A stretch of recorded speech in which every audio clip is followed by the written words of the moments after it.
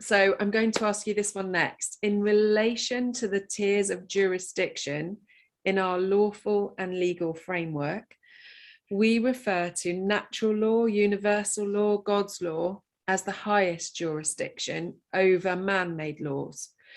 Zach, could you explain what evidence we can rely on for this? For evidence of the differences between the laws, or for evidence of the type of law that stands? So evidence that the God's law, natural law, actually has the highest jurisdiction. Okay. Remember, God is inside of you. Therefore, any such laws is always also flavored by what you have in your heart. Okay. So if you carry compassion and kindness and qualities of the universe in your heart, the alignment of that law is highly likely to be quite pure. If, however, you hold other, what we're talking about, the old paradigm, certain righteousness and other such things in your heart, and you are thinking of this, you can feel something and believe it is a God's law, a universal law, because it feels so strong in you and you feel so strong about it. So it is something that we must be very careful of. The best way to define it in a nutshell, which I'm glad, which I know everyone will be saying, oh, at last, a short answer. Universal law is something that does not cause suffering. We're back to suffering. Universal law is something that helps the individual and helps the whole. If something happens that is going to cause suffering, it is not universal law. Okay? But your own innate, inner, and more the natural laws of the land come about and should come about with the thought of the good of the people. And therefore, it is a reflection of universal law. When those laws get modified for power and greed and all the other things we said, then it is an insubstantial law and should not even be used the word law with it. It should be having a completely different word that allows people to know this is because of certain things that people want. It is not law that is helping you and others. Understand, yes? I do indeed, Zach. So would you say that there is likely to be a return to natural law over the coming years, and that the man-made laws that are really putting restrictions in place start and can cause harm, start to dissolve or fade away or be exposed for what they are? I believe we are not there yet.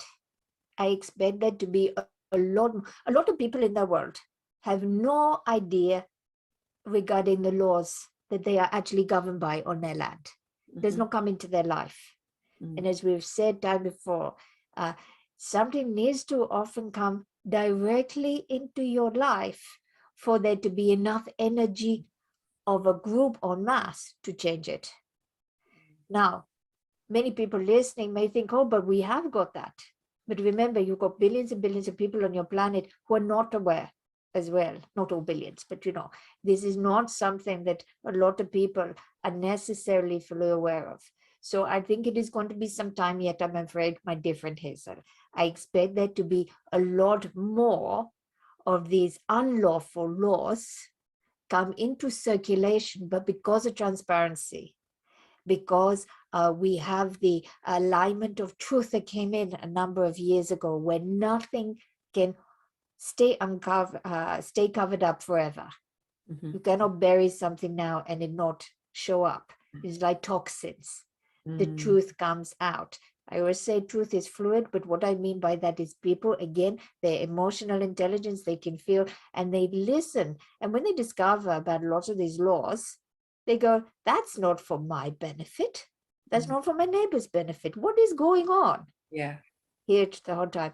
But we expect, when I look at the potential lines of the collective, this will happen more and more and more, particularly in the West, far more so than in the East. particularly in the West. The East are not bringing these things in so much. They have a different type of law that in some ways is more strict, but also at the same time, people exactly know what they are living with and are aligned to it. In the West, there has been a veil of a democracy for such a long time. So now this is where we're expecting the chaos far more around these lawful and unlawful decisions in lawmaking. And as I say, you can get a number of people, if you take what we talked about right in the beginning, who just think, well, if we just keep repeating it, why are people not getting it? Well, actually, people have changed.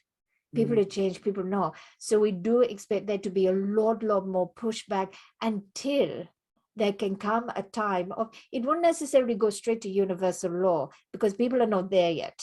To go from thinking about their own little town, their own county, their own country, to thinking in a more galactic scale, but certainly to come into more lawful laws, back to what they first were made for, to help the peoples.